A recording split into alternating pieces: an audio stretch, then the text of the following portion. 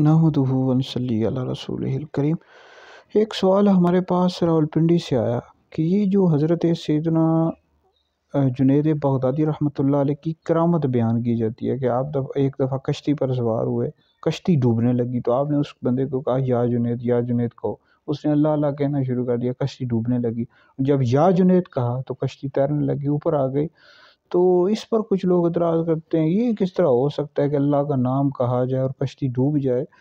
तो ये औलिया की करामात होती हैं। करामत कहते हैं उसको हैं जो अक्ल में ना आने वाली। इस हवाले से जी फतावा फ़क़ीह मिल्लत में है कि इंडिया का एक सूबा है महाराष्ट्र, तो वहाँ पर एक बुज़ुर्ग है, उनका मज़ार है, हज़रत सैयदना क़मर अली दरवेश रहमतुल्लाह अलैह। वहाँ एक गोल पत्थर है, उसका जो वज़न है 90 किलो है।